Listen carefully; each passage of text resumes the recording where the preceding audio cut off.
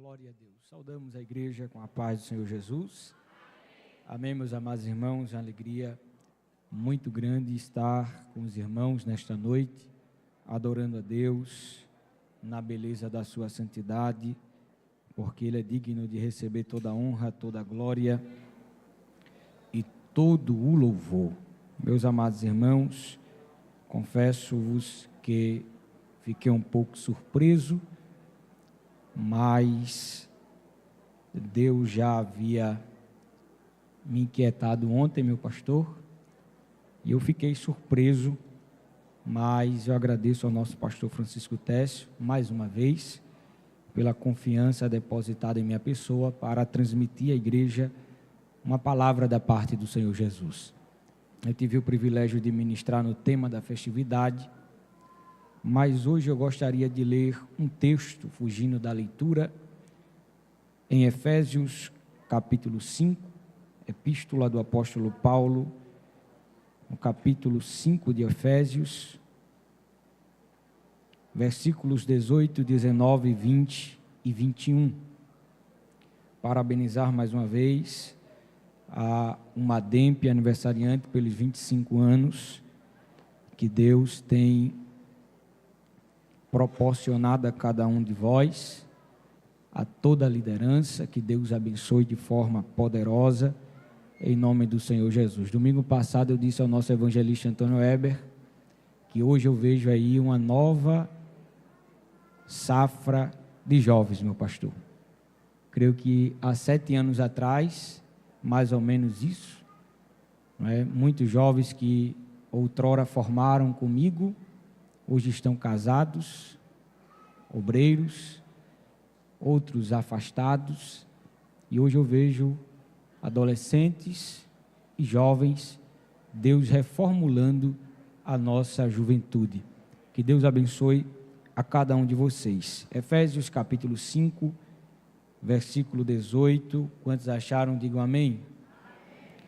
E diz assim: e não vos embriagueis com vinho, em que há contenda, mas enchei-vos do Espírito, falando entre vós com salmos e hinos e cânticos espirituais, cantando e salmodiando ao Senhor no vosso coração, dando sempre graças por tudo a nosso Deus e Pai, em nome de nosso Senhor Jesus Cristo, sujeitando-vos uns aos outros no temor de Deus. E você diz amém.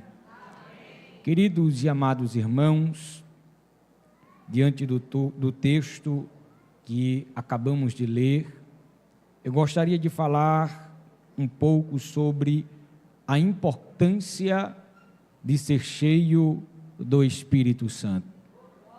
Repita comigo: a importância de ser cheio do Espírito Santo. Quando nós observamos a Bíblia Sagrada no Novo Testamento, nós veremos que após Jesus entregar sua vida voluntariamente no Calvário, a Bíblia diz que ao 3º dia ele ressuscitou e apareceu aos seus discípulos, explicando-lhes as Escrituras e a importância de pregarem o arrependimento e a remissão de pecados.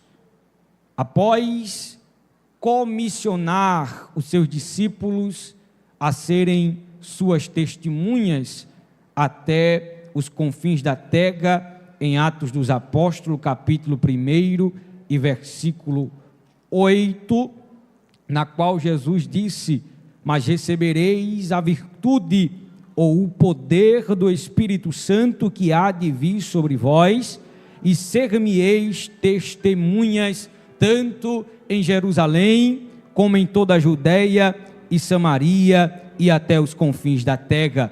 No entanto, Jesus, ele cumpriu a sua promessa, no Evangelho de João, no capítulo 14, se você puder abrir a sua Bíblia, Jesus, ele cumpriu a sua promessa no Evangelho de João, capítulo 14, a partir do versículo 16, aonde ele disse que rogaria ao Pai e nos daria outro Consolador para que ficasse conosco para sempre. E ele cumpre esta promessa enviando o Espírito Santo para que seu povo não ficasse desamparado. Em outras traduções, para que seu povo não ficassem órfãos após a sua ascensão aos céus. No entanto, hoje, nos dias atuais, muitos não querem ser cheios do Espírito Santo, pois preferem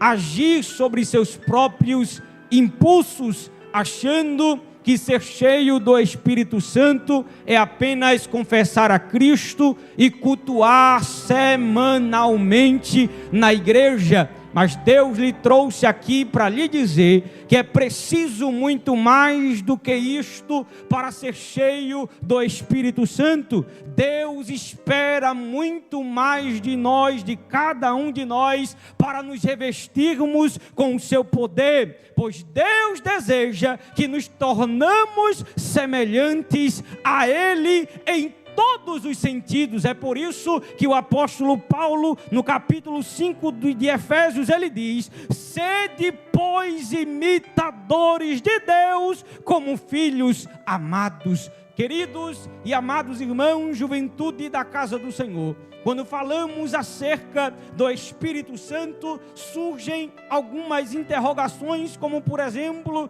quem é o Espírito Santo? Quais são suas atribuições? Por que devemos ser cheios do Espírito Santo? O que significa e o que implica ser cheio do Espírito Santo? Quais são os benefícios para um cristão, na qual ser cheio do Espírito Santo é uma prioridade? Em primeiro lugar, o Espírito Santo é o Espírito de Deus, que lhe possibilitou criar os céus e a terra como tudo que nela há, porque a minha Bíblia diz que em Gênesis capítulo 1, versículo 1, que Deus criou os céus e a terra. No princípio criou Deus os céus e a terra terra era sem forma e vazia, porém o Espírito de Deus pairava sobre as águas, ou seja, o Espírito de Deus já estava desde o começo, já estava em movimento, porque o Espírito Santo é um ser ativo que trabalha em quem está em movimento.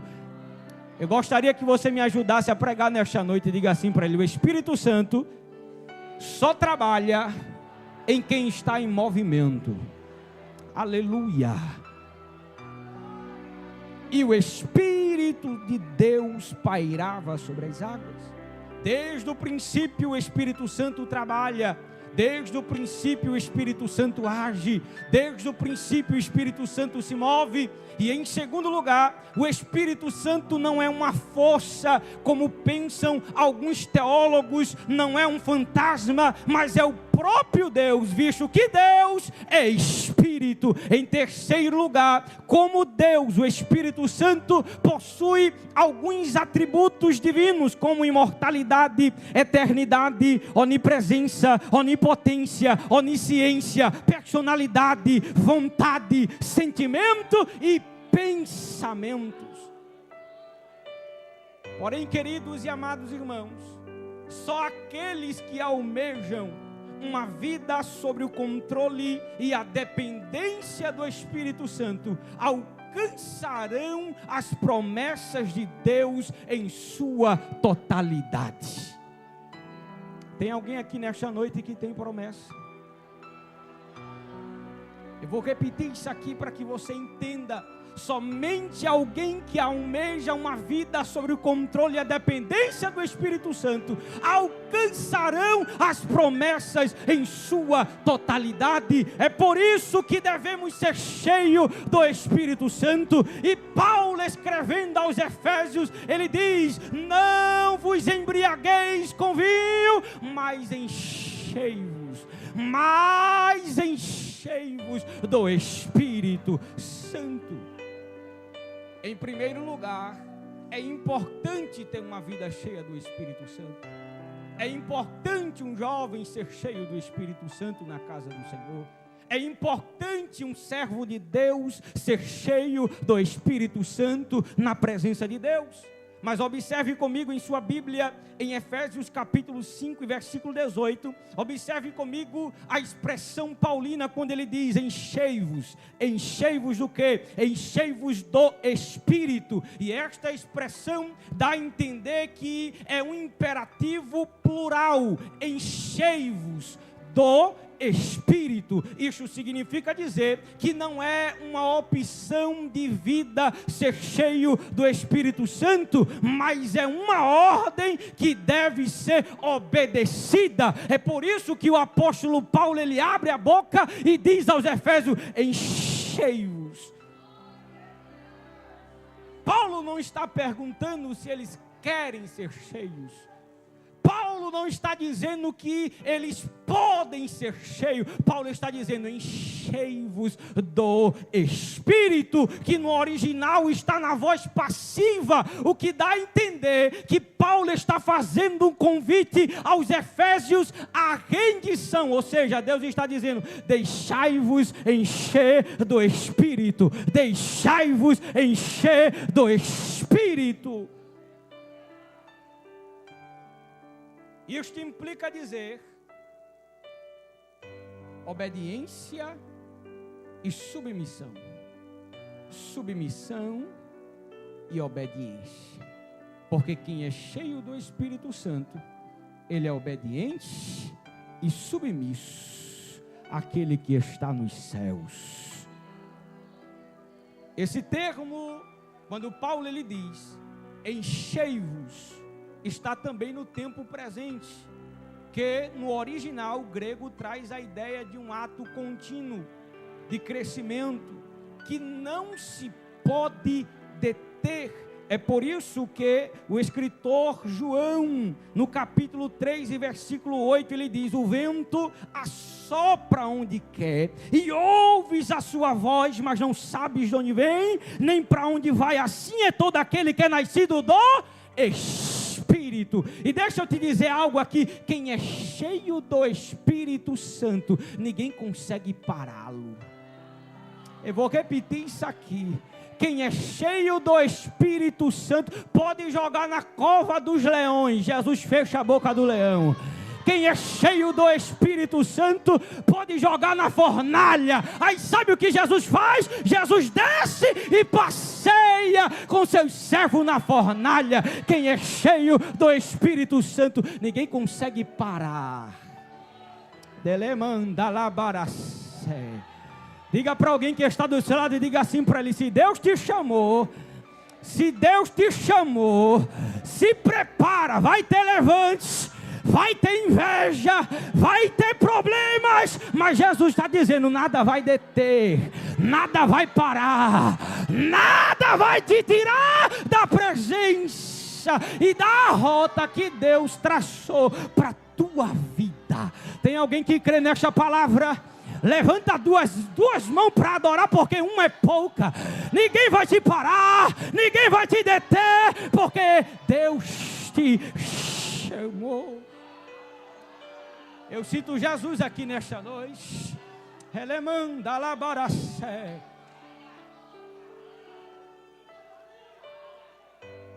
Está cheio do Espírito Santo. Deve ser a nossa prioridade. A nossa prioridade não é casar. Me permita dizer isso aqui. A nossa prioridade não é construir casa, não é ter patrimônio. É bom? É. A nossa prioridade não é se formar em uma universidade famosa, conhecida, não. É bom estudar? É. Mas a nossa prioridade deve ser cheio do Espírito. Olhe para alguém que está do teu lado e diga assim para ele: qual é a tua prioridade? Não responda. Qual é a tua prioridade?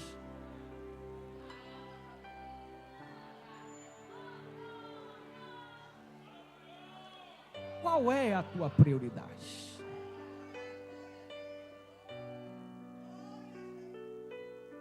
Quando nós olhamos o texto em apreço em Efésios capítulo 5, o apóstolo Paulo, ele diz: e não vos embriagueis com vinho em que há contenda.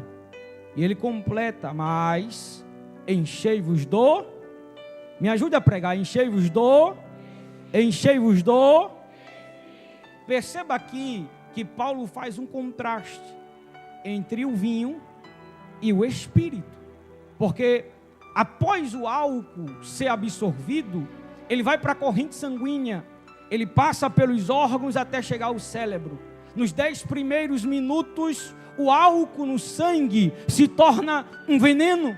Existe uma enzima em nosso corpo que vai tentar combater a ação do álcool. E após um longo período de goles de álcool, porque quem bebe não bebe um gole, ele bebe mais. Sim ou não? A enzima do nosso corpo não vai conseguir combater o álcool no fígado. Com isso vai aumentar a pressão arterial, vai causar fadiga, vai causar irritação no estômago, vai causar náusea. O álcool, ele também age no nosso sistema nervoso central, diminuindo o senso crítico, aumentando a ansiedade, diminuindo o reflexo e criando uma variação de humor. Porque perceba comigo, quem bebe...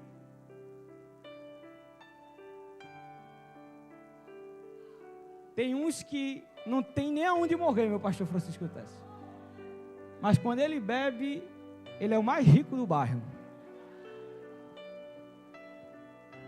Tem uns que são tímidos. E quando dá 3, 4 goles, se solta que só Jesus. Tem uns que não levanta a mão para matar uma barata.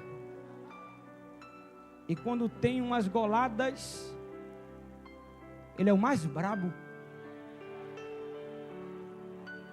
Perceba que Paulo, ele diz: não vos embriagueis com vinho. E a questão é: embriagueis ou ser cheio do Espírito?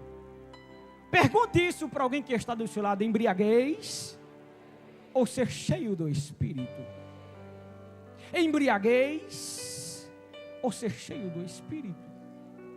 Primeiro, aqui existe uma semelhança superficial, porque uma pessoa bêbada está sob a influência do álcool, mas o cristão é o oposto. Ele não está sobre a influência e nem deve estar sobre a influência do álcool, mas deve estar sobre a influência do Espírito Santo. Em ambos os casos existe uma mudança de comportamento. Pois uma pessoa bêbada muda a personalidade, fica desinibida, não se importa com os outros naquele momento. Porém, um crente cheio do Espírito Santo, ele se entrega, não à bebida, não à cachaça, não às drogas, mas ele se entrega ao Espírito Santo para viver uma vida livre. É por isso que Paulo, escrevendo em Gálatas capítulo 2 e versículo 20, ele diz: não vivo mais eu. Não vivo mais eu, mas Cristo vive em mim. Você pode bater no peito e dizer isso: não vivo mais eu, não vivo mais eu, mas Cristo vive em mim. Ele nos chamou, não foi para nos aprisionar, mas foi para nos libertar. Eita, aleluia. Em segundo lugar, existe uma semelhança profunda, porque na embriaguez o homem perde o controle de si mesmo, ele não se controla mais. Porém, alguém cheio do Espírito Santo, ele não perde o controle de si. E me permita abrir um parêntese aqui nesta noite, me permita, meu pastor Francisco Tess, se tem aquele metido a profeta que diz: eu não consegui me controlar, é tudo menos Deus. Para não dizer outra coisa. Eu não consegui. O Espírito Santo, aleluia, ele nos dá o domínio próprio. O doutor Martin Lloyd Jones, ele disse que o vinho e o álcool, farmacologicamente falando, não é um estimulante, mas é um depressivo. Já ouviu falar daquele tipo de pessoa que bebe e toda a desculpa é porque ele está com problema? E ele bebe porque está com problema? Mas álcool nunca foi antidepressivo, e sim depressivo. Quanto mais ele bebe, mais ele vai ficar depressivo. Porque a embriaguez deprime, tira o nosso autocontrole, tira a sabedoria, tira o equilíbrio, tira o julgamento. A embriaguez impede o homem de agir de maneira sensata, mas o Espírito Santo faz o oposto. O Espírito Santo, ele não pode ser colocado em um manual farmacológico, porque ele é um estimulante antidepressivo. Porque o Espírito Santo, ele estimula a nossa mente, ele estimula o nosso coração e estimula a nossa vontade. Aleluia! É por isso, aleluia, que Jesus, ele disse: e eu vos enviarei outro Consolador. Porque nos momentos em que mais precisarmos, o Espírito está ao nosso lado. No momento em que mais precisarmos, Ele está junto ao Pai. Aleluia. Intercedendo por cada um de nós. Sabe aquele culto que você chega e diz: Jesus, hoje eu estou fraquinho. Jesus, venha cá. É naquele culto que Jeová desce, marca encontro, dá uma injeção do céu, e você sai, ninguém sabe dizer como é que foi, como é que pode. É o Espírito Santo. É Ele que alegra quando nós estamos tristes. É Ele quem dá força quando estamos fracos. É Ele que nos levanta quando estamos caídos. É Ele que marca encontro. A lei da física, olhe para cá. A lei da física diz que não pode habitar dois corpos no mesmo lugar. E isso é muito sério, porque quem está cheio do Espírito Santo não tem espaço para a tristeza. Quem está cheio do Espírito Santo não tem espaço, aleluia, para angústia, não tem espaço para depressão. Quem está cheio do Espírito Santo, aleluia, não tem espaço para coisas mundanas. Por quê? Porque ele está conectado com as coisas do céu. E em terceiro lugar, existe um resultado oposto. Porque o resultado de quem se embriaga é a dissolução, como Paulo ele diz, é a contenda, é a confusão. Porque quem bebe só cria problema. Ele traz problema dentro de casa, ele traz dentro problema no seu casamento, ele traz problema para seus filhos, ele começa a dever aqui, ele deve lá, e cria problemas de todos os meios, porque quem está bebo fica desempregado, fica descontrolado. Dessa forma trazem lágrimas, opróbrio e pobreza sobre a família. E a Bíblia diz e nos mostra vários exemplos de pessoas que se embriagaram e acabaram sofrendo as consequências. Um desses exemplos, Gênesis capítulo 9, versículo 20, Noé. A Bíblia diz que após o dilúvio, Noé construiu, fez uma vinha, e diz a Bíblia que Noé passou do limite, e por conta disso, um dos seus filhos viu a sua nudez, causando um problema muito grave dentro da sua família. Outro exemplo, Gênesis capítulo 19, versículo 30, é o exemplo de Ló, que as suas filhas o embriagaram e deitaram-se com ele e tiveram filho depois da relação sexual. Todavia, os resultados de estar cheio do Espírito Santo é totalmente diferente de quem está alcoolizado, porque quem está cheio do Espírito Santo não é envergonhado, não fica desenfreado, porque o Espírito Santo nos enobrece, nos honra e nos eleva. O Espírito Santo nos honra, nos enobrece e nos eleva. E talvez você esteja se perguntando: será que eu posso tomar um pouquinho de vinho? Será que eu posso tomar uma cerveja? Como é que é? Hoje a modernidade, uma cerveja sem álcool, é a moda agora, né? Para mim, quem está bebendo isso, ele tem intenção de beber ela. E sabe qual é o recado que eu digo? Beba ela, irmão. Se desvie logo de vez. Porque você está se iludindo. Crente cheio do Espírito Santo, ele não quer saber de cerveja não, irmão. Crente cheio do Espírito Santo, não quer saber de vinhozinho não. Mas é Páscoa, é virada de ano, seja lá o que for. Crente cheio do Espírito Santo, ele não se preocupa com essas coisas não. Porque eis que as coisas velhas passaram, eis que tudo se fez novo, eis que tudo se fez novo. Quando Moisés chega no Monte Sinai, olha para cá, não está nem no esboço, mas já foi cantado aqui. Moisés estava com os mesmos costumes do Egito, ainda tinha a sandália do Egito.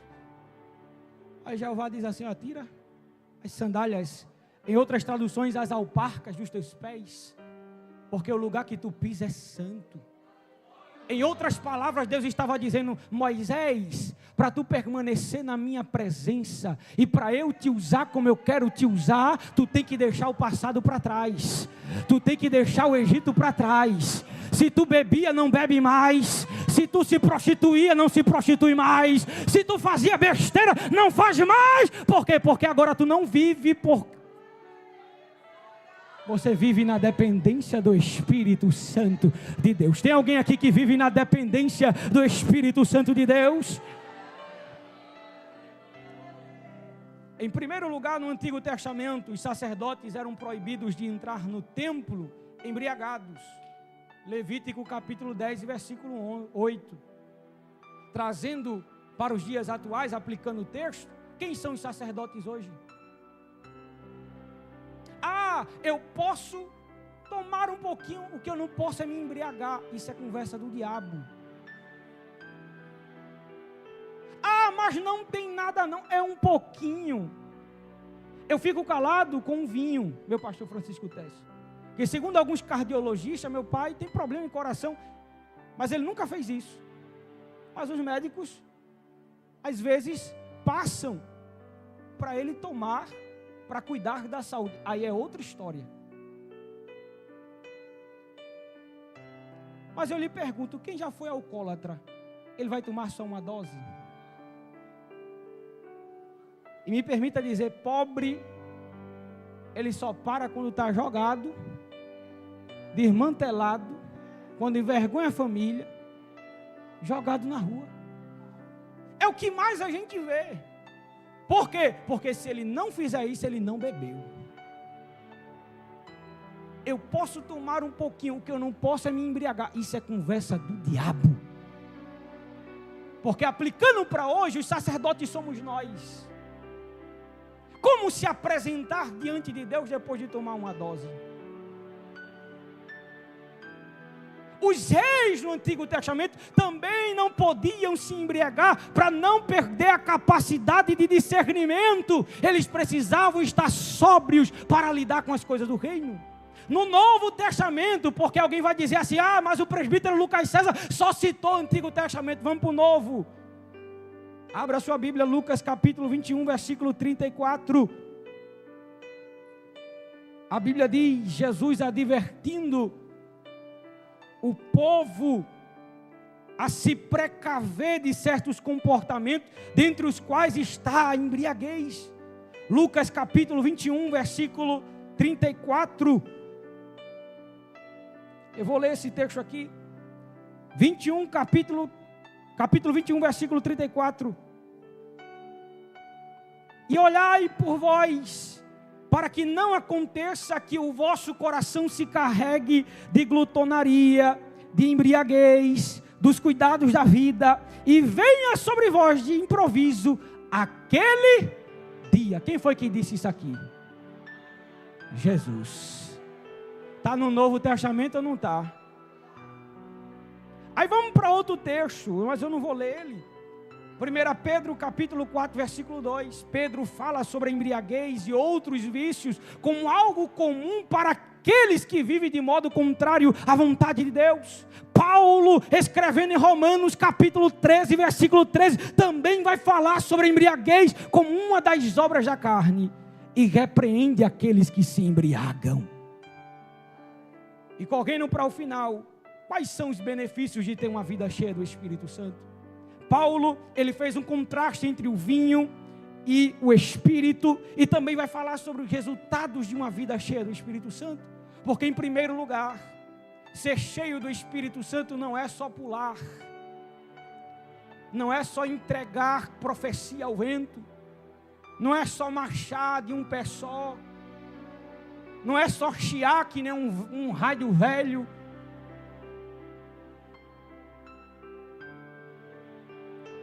Sou pentecostal, irmão, até o CPF, mas tem coisa que passa do limite. Mas qual é a primeira marca de alguém que está cheio do Espírito Santo? Comunhão. Efésios capítulo 5, versículo 19, falando entre vós com salmos. Perceba o que Paulo está dizendo, falando entre quem? Entre vós. Comunhão. Isto mostra a comunhão entre os servos de Deus, porque um verdadeiro servo de Deus, cheio do Espírito Santo, não vive causando intrigas, não vive cheio de amargura, e muito menos cheio de inveja.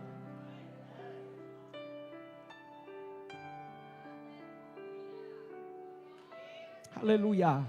Quem é cheio do Espírito Santo, ele tem comunhão, ele tem prazer em congregar, ele tem prazer em abraçar, ele tem prazer em estar junto de alguém.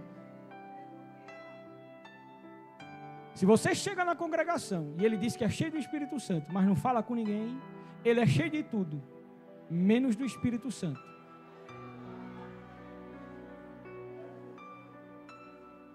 Em segundo lugar, a segunda marca de alguém que é cheio do Espírito Santo é a adoração. Efésios capítulo 5, versículo 19, a parte B. Cânticos espirituais, cantando e salmodiando ao Senhor no vosso coração. Note no texto que aqui não é cântico entre vós, mas no Senhor. Ou seja, é uma adoração individual, porém não é uma adoração formal ou sem entusiasmo. Porque já viu aquele crente que diz assim, eu vou para a igreja hoje de novo. Eu não sei se os pais já ouviram isso de seus filhos. De novo, pai. De novo, manhã. E para a igreja de novo, aí vem amarrado, vem empurrado, cheio de direito, não fala com ninguém, não fala com a liderança, senta lá atrás, hoje não fale comigo hoje não. Quem já dirigiu mocidade sabe como é que é.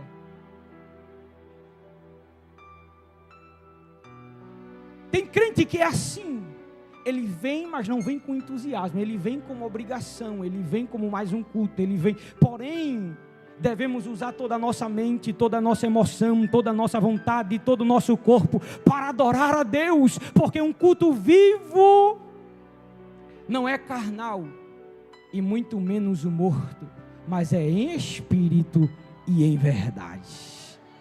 É em espírito e em verdade. Em primeiro lugar, uma pessoa cheia do Espírito Santo, ela tem comunhão, ela tem prazer em adorar e ela é grata. É por isso que Paulo ele diz no versículo 20, e sempre dando graças por tudo a Deus, o Pai, nosso Senhor Jesus Cristo. Porque quem é cheio do Espírito Santo não vive reclamando, murmurando, falando de A, falando de B, falando que poderia ser melhor. Não, ele é grato em tudo. Se Deus fizer, ele agradece. Se Deus não fizer, ele agradece a Deus. Se deu certo, ele agradece. Se não deu certo, ele também agradece. Deus, tu sabes de tudo. Na Bíblia nós temos vários exemplos de homens que foram cheios do Espírito Santo. E nesta noite ele também quer que sejamos cheios do Espírito Santo. Mas é como eu disse, o Espírito Santo não habita numa casa que tem dois senhores. O Espírito Santo não habita em uma casa cheia de entulhos. O Espírito Santo não habita em uma casa suja. O Espírito Santo, ele primeiro vai entrar, vai limpar a casa, vai colocar tudo em ordem, para depois trabalhar em nós e através de nós, e que Deus abençoe.